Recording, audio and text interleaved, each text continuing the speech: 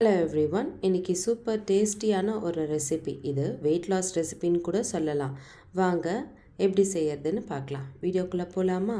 Vegetable fritters இல்லைன்னா vegetable pancake இல்லைன்னா அடன் கூட சொல்லலாம். வெஜிடபிள் அடன் கூட சொல்லலாம். Hello friends, welcome back to our channel mummy's cook.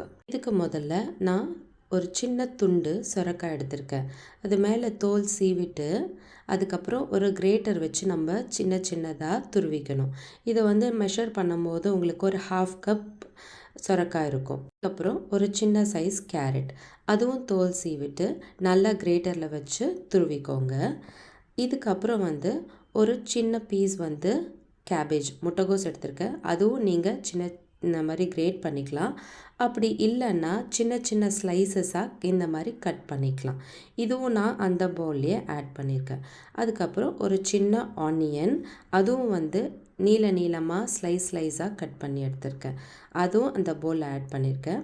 அதுக்கப்புறம் ஒரு 1/2 ப்ரோக்கலி, அது நான் நல்லா ஹாட் வாட்டரில் பிளெஞ்ச் பண்ணிவிட்டு வாட்டி பல்ஸ் மோடில் போட்டு அரைச்சி எடுத்துக்கிட்டேன்.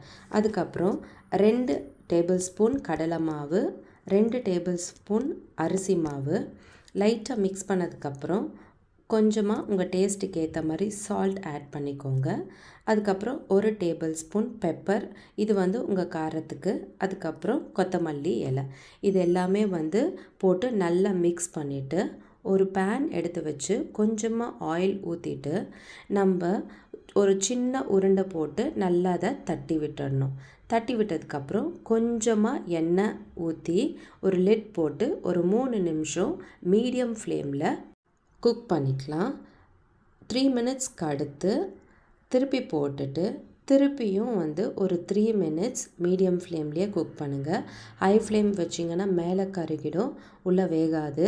நம்ம எல்லாமே ரா வெஜிடபிள்ஸ் தான் ஆட் பண்ணியிருக்கோம். அதனால் 3 மினிட்ஸ் மீடியம் ஃப்ளேம்லேயே இருக்கட்டும், மீடியம் டு லோலேயே இருக்கட்டும்.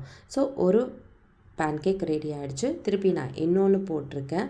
அதுவும் அதே மாதிரி லைட்டாக ரொம்ப திக்காக இல்லாமல் நீங்களே கையை வச்சு தட்டினீங்கன்னா சுடாது, தட்டி விட்டுக்கலாம்.